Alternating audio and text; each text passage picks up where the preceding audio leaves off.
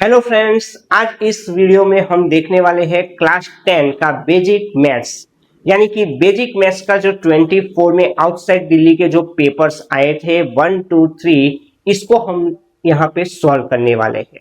तो इस वीडियो में हम सभी एमसीक्यू सेक्शन ए के सॉल्व करेंगे। तो पहला एमसीक्यू है, इन दी गिवन फिगर हमें दी गई है, tangents PA and PB drawn from P to the circle are inclined to each other at an angle 80, यानी कि PA और PB के बीच का जो एंगल है वो हमें दिया गया है 80, यानी कि APB हमें 80 दिया गया है।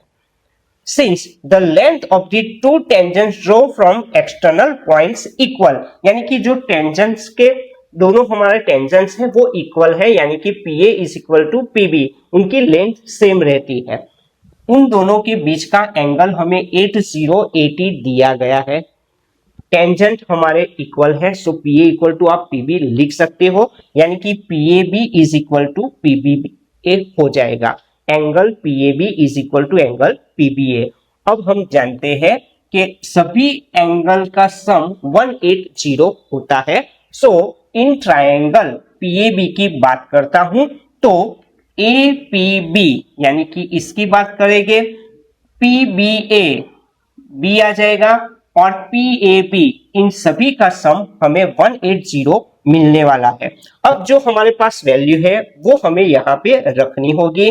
हमें APB की वैल्यू दी गई है 80, PBA is equal to PAB है, सो PBA की जगह पे PAB आप लिख सकते हो, plus PAB is equal to 180, so 80 PAB two PAB is equal to 180 लिखना है। ये प्लस 80 है, उसे राइट हैंड साइड हम ले लेते हैं, सो ये हो जाएगा माइनस। सो 180 में से अगर 80 को निकालो तो 100 मिलता है, यानी कि 2 PAB is equal to 100। So angle PAB is equal to 100/2 यानी कि 50 मिल जाता है, यानी कि इस क्वेश्चन का जो आंसर है वो रहेगा 50, यानी कि हमारा जो ऑप्शन है वो सी इसके लिए सही रहेगा। तो बात करने वाले हैं सेकंड एमसीक्यू। सेकंड एमसीक्यू में हमें क्वाड्रेटिक इक्वेशन दिया गया है 5x² minus 9kx plus 5 equal to 0। उसके जो रूट्स है वो रियल एंड इक्वल है, तो हमें k की वैल्यू यहाँ पे निकालनी है। तो हम क्या करेंगे, जो मेरा 5x² minus 9kx plus 5 equal to 0 है उसकी कंपेयर करनी है ax² plus bx plus c equal to 0 के साथ। तो a की वैल्यू रहेगी 5, b की वैल्यू माइनस 9k, c की वैल्यू रहेगी 5। अकॉर्डिंग टू गिवन कंडीशन, जो हमारा क्वाड्रेटिक इक्वेशन है उसके रूट्स रियल एंड इक्वल है, सो उसका डिस्क्रिमिनेंट कितना होगा, 0 होगा, यानी कि d 0 हो जाएगा। सो b² माइनस 4ac क्या होगा, 0।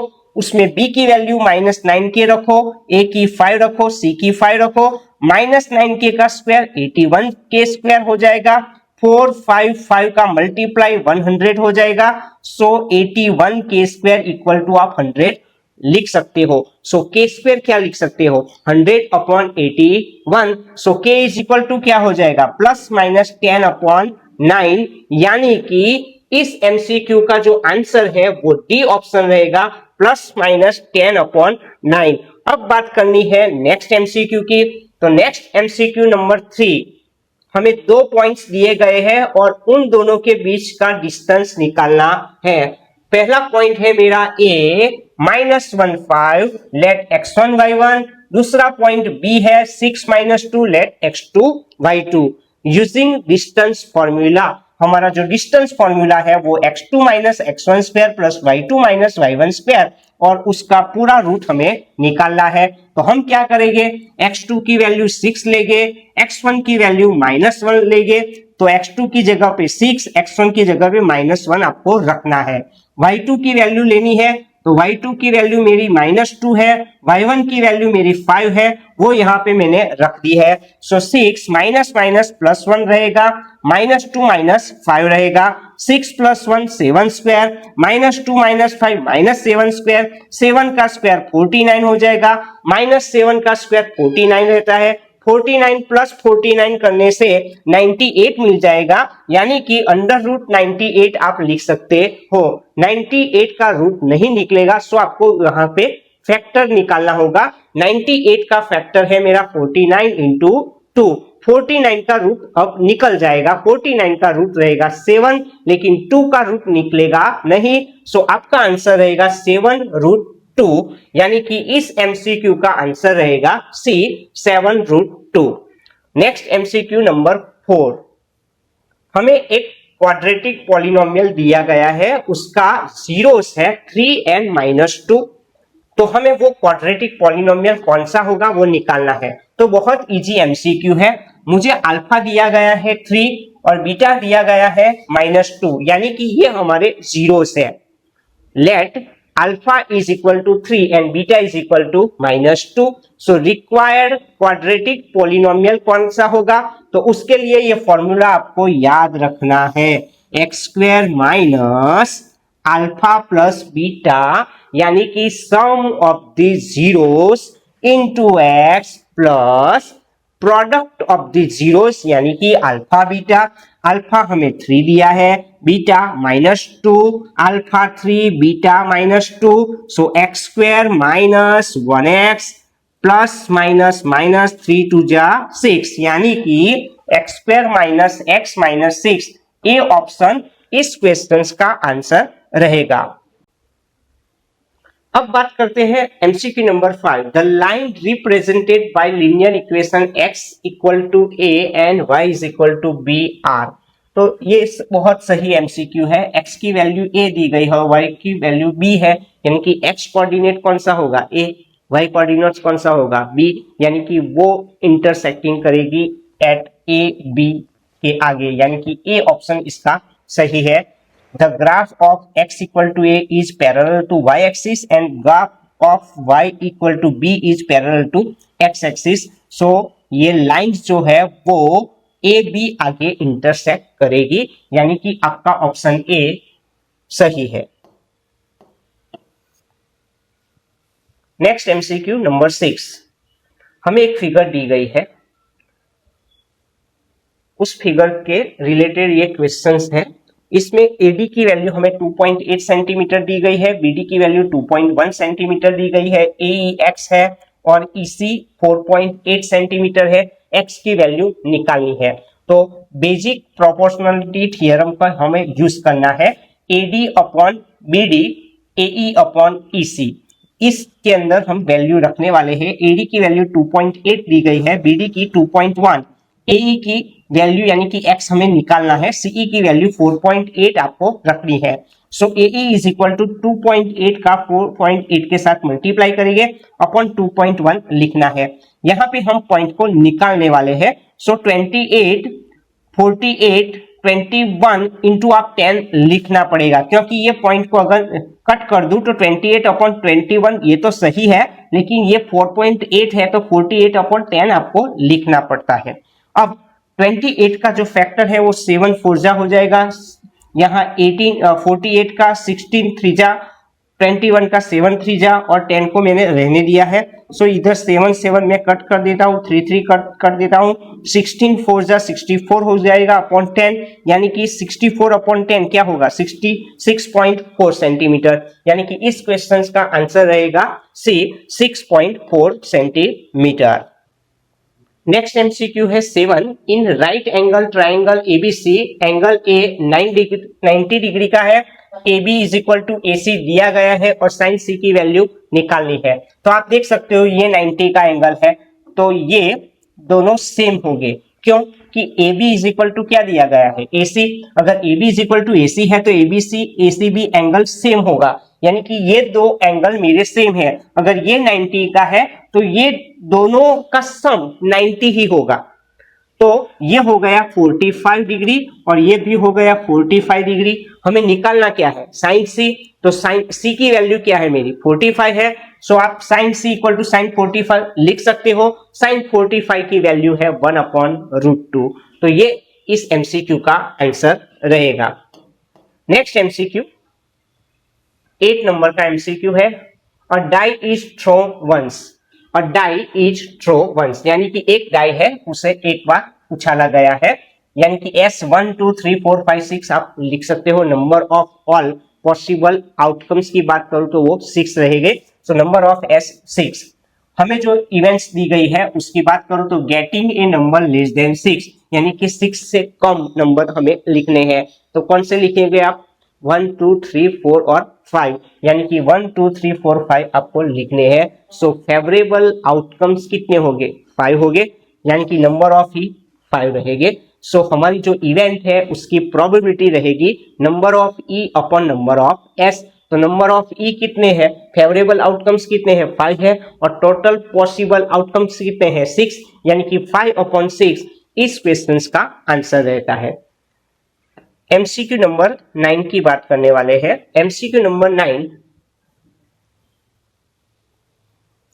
From an external point P और tangent PA is drawn to a circle, यानी कि एक एक्सटर्नल पॉइंट है उसमें से हमने एक टेंजेंट निकाला है।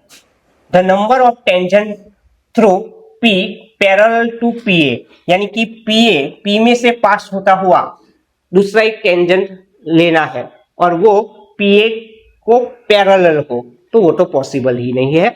तो इस क्वेश्चन का आंसर रहेगा 0।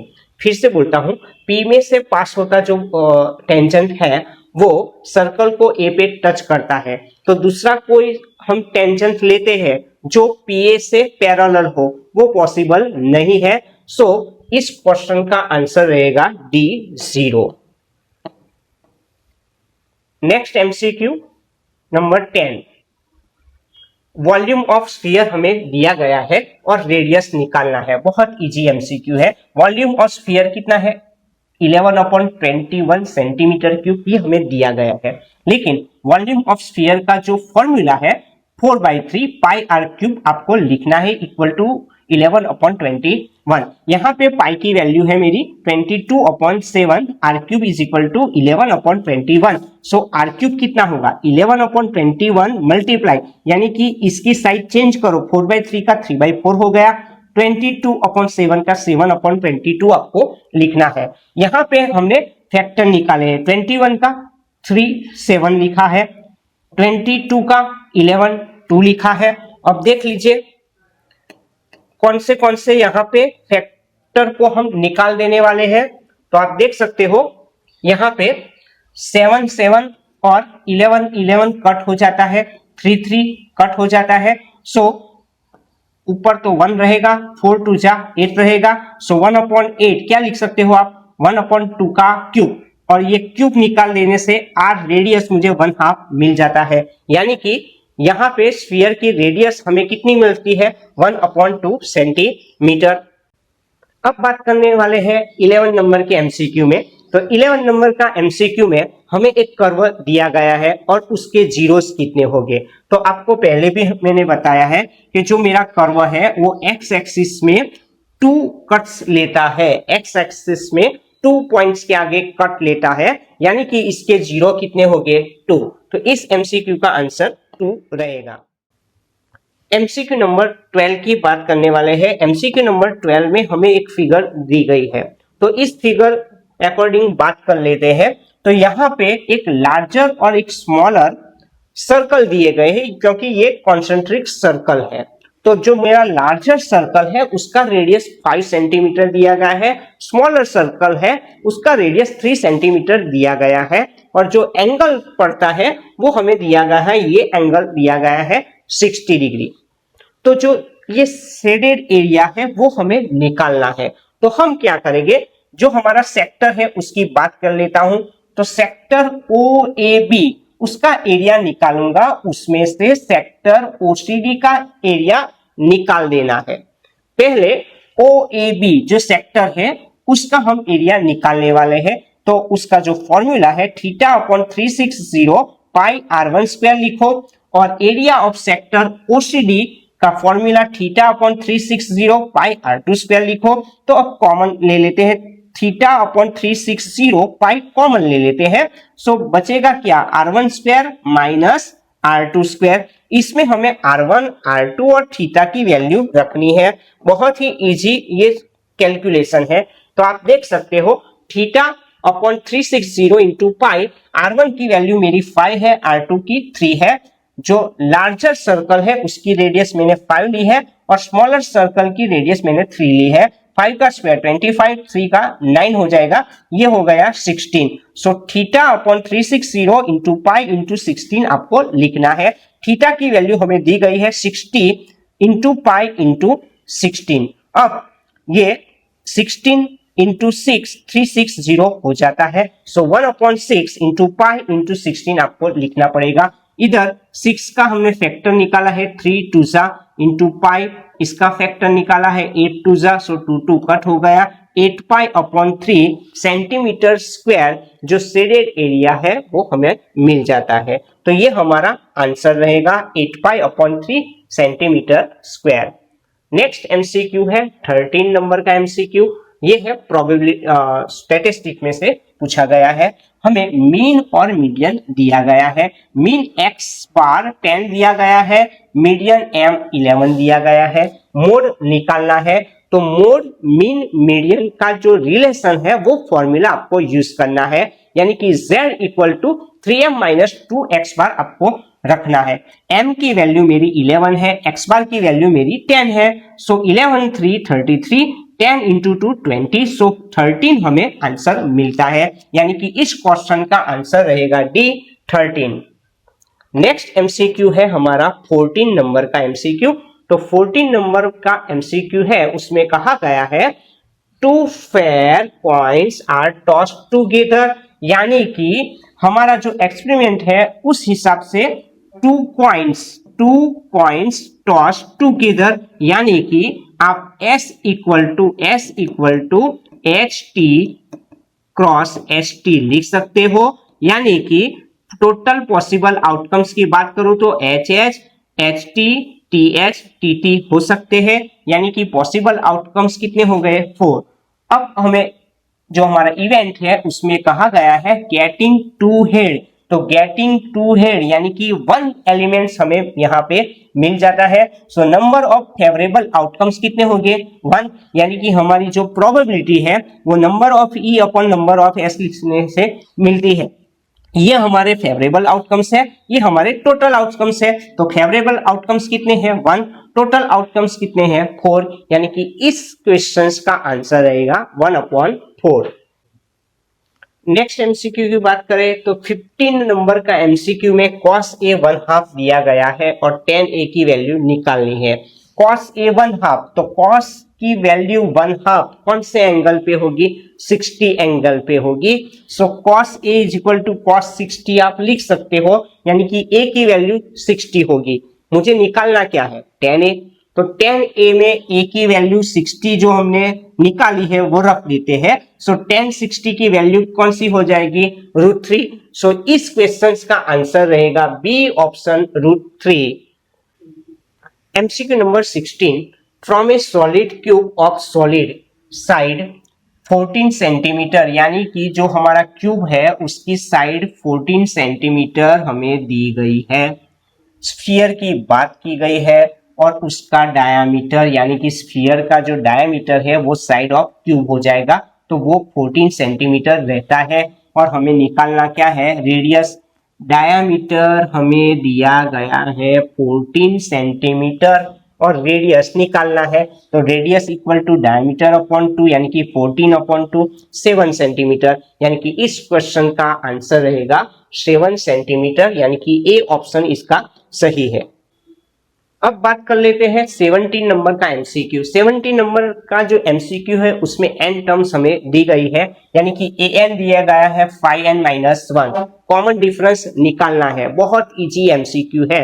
हम क्या करेंगे an इक्वल टू 5n-1 में n की जगह पे 1 रखते हैं। सो n की जगह पे 1 रखने से 5-1 4 मिल जाता है, यानी कि ये हमारा फर्स्ट टर्म है।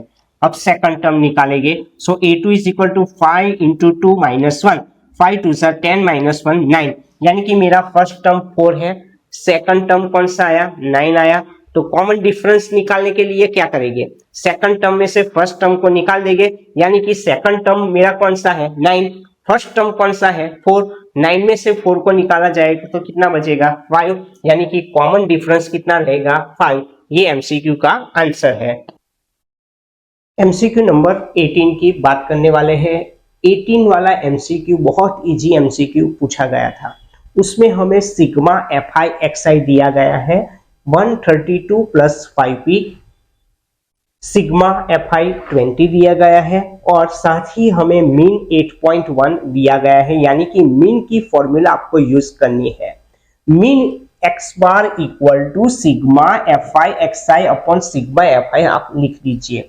एक्स बार की वैल्यू यानी कि मीन की वैल्यू 8.1 रख दी है। Sigma f i XI 132 plus 5p दिया गया है। सिग्मा एफआई हमें 20 दिया गया है। अब क्या करेंगे हम 132 plus 5p is equal to 8.1 का 20 के साथ मल्टीप्लाई करना पड़ेगा।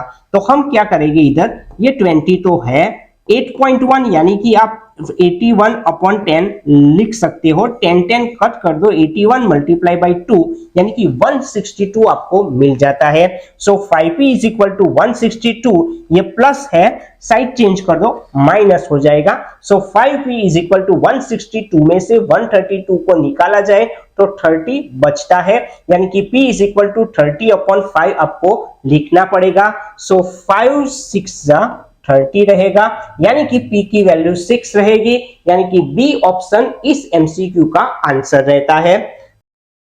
अब बात करने वाले हैं एमसीक्यू 19 की। तो 19 नंबर का जो एमसीक्यू है, साइन ए की वैल्यू 1/2 है, कॉट ए की वैल्यू निकालनी है। साइन ए 1/2 यानी कि 1/2 यानी कि साइन 30, तो sine A equal to sine 30 लिख सकते हो। सो ए इक्वल टू कितना हो जाएगा, 30 हो जाएगा।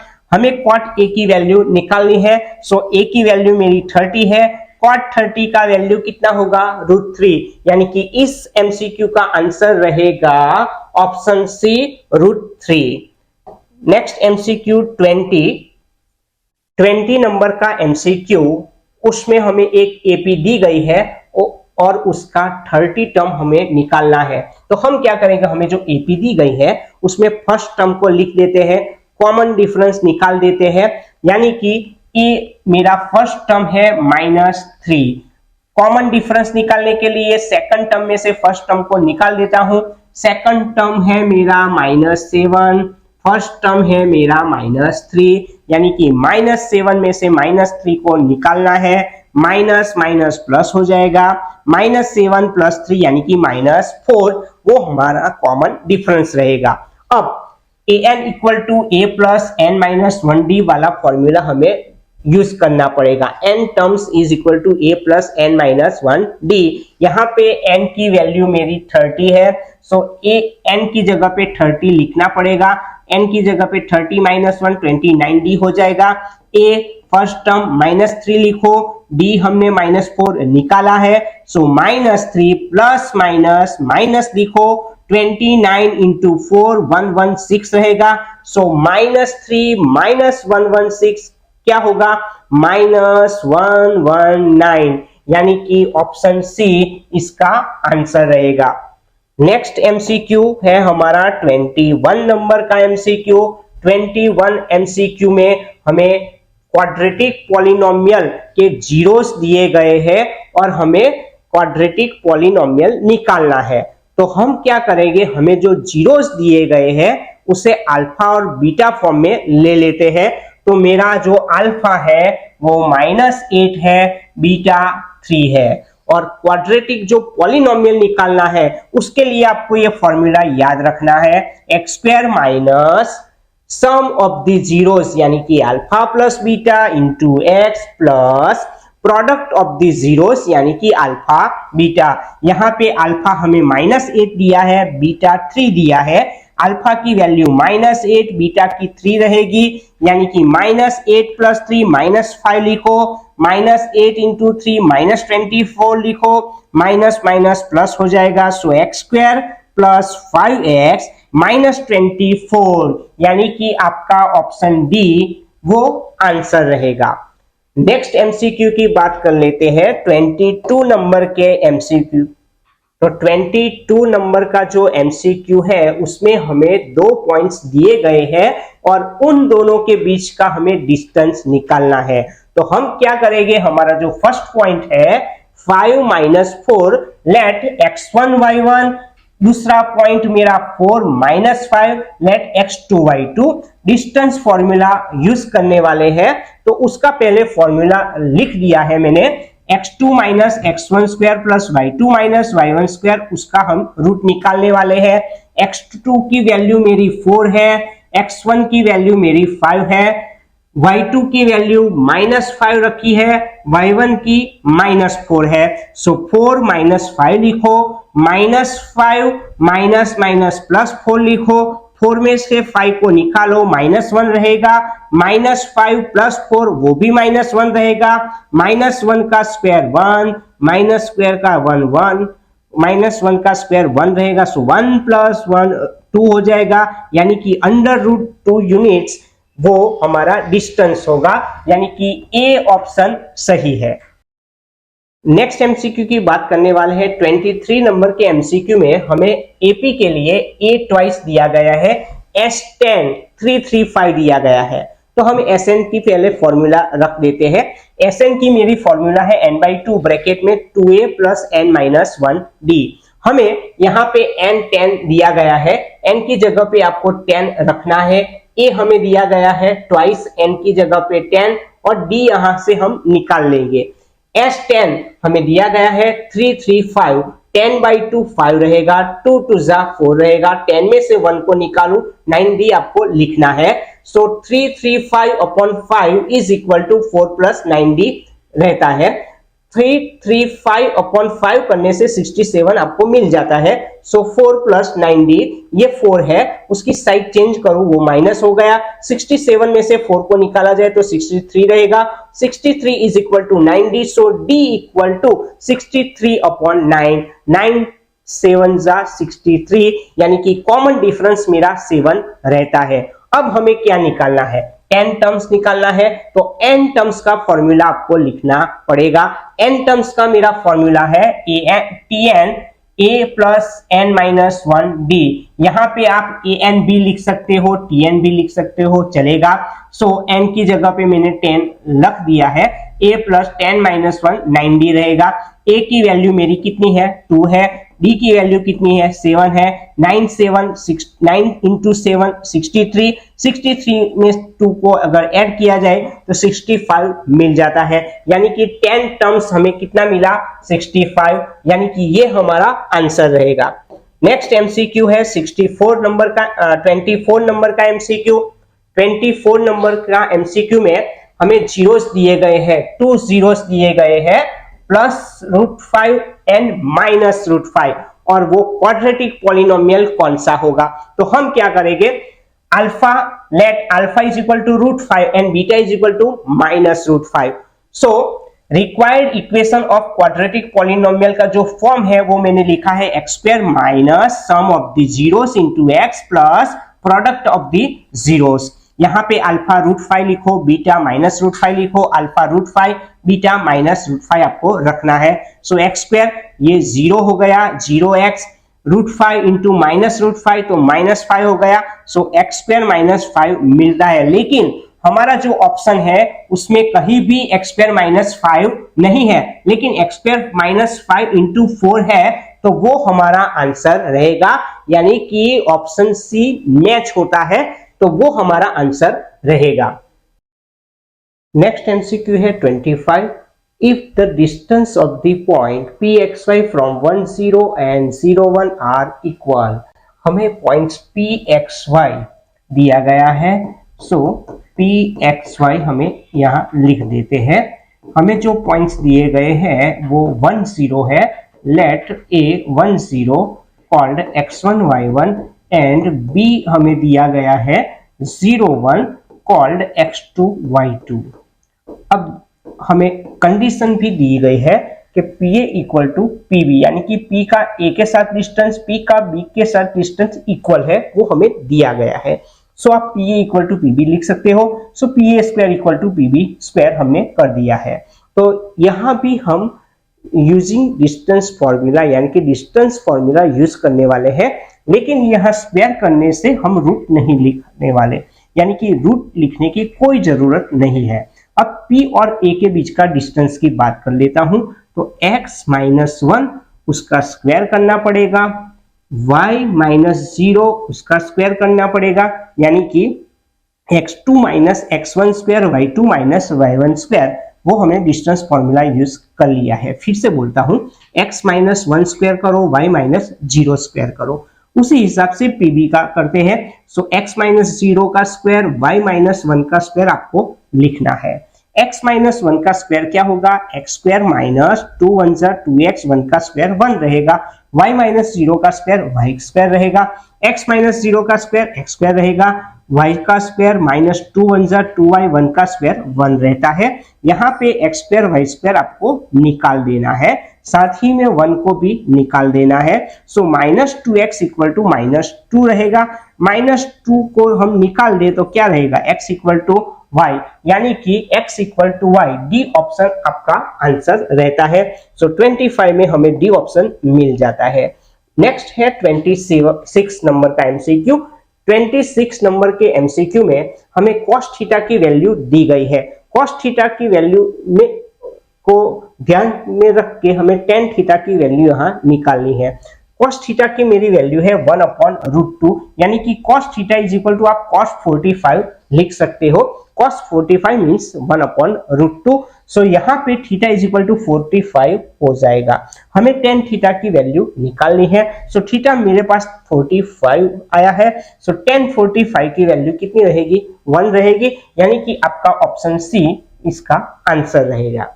अब हम जो दो एमसीक्यू करने वाले हैं वो असर्शन और रीजन के हिसाब से आने वाले हैं। सो 27 और 28 के लिए पहले हम ये असर्शन और रीजन के जो ऑप्शन है वो चेक कर लेते हैं। ए ऑप्शन है both assertion and reason are true and reason is correct explanation of assertion.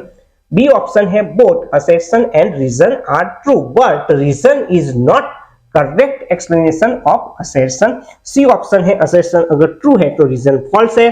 D option है assertion अगर false है तो reason true है। तो इस MCQ को हम रिलेटेड 27 और 28 को सॉल्व करने वाले हैं। तो ये आपके ऑप्शन है। अब बात करने वाले हैं 27 नंबर के MCQ की। 27 नंबर का जो MCQ है उसमें असर्शन हमें दिया गया है the distance of PAB from origin is a square plus b square. Reason दिया गया है the distance between 2 points ax1 y1 and bx2 y2 is under root x2 minus x1 square plus y2 minus y1 square. तो in case of assertion की बात करूंगा, the distance of PAB from origin is always under root a square plus b square. लेकिन हमें assertion में वो a square plus b square दिया गया है, यानी कि जो हमारा असर्शन है वो टोटली फॉल्स है। इन केस ऑफ रीजन की बात करेंगे, distance between 2 point ax1 y1 bx2 y2, यानी कि डिस्टेंस फॉर्मूला दिया गया है तो वो सही है, यानी कि रीजन जो है वो हमारा ट्रू है, यानी कि आपका ऑप्शन डी सही रहेगा। assertion is false but reason is true। अब बात कर लेते हैं 28 नंबर के MCQ में हमें assertion दिया है √2 ब्रैकेट में 5 minus √2 is an irrational number. Reason दिया गया है product of two irrational number is always irrational.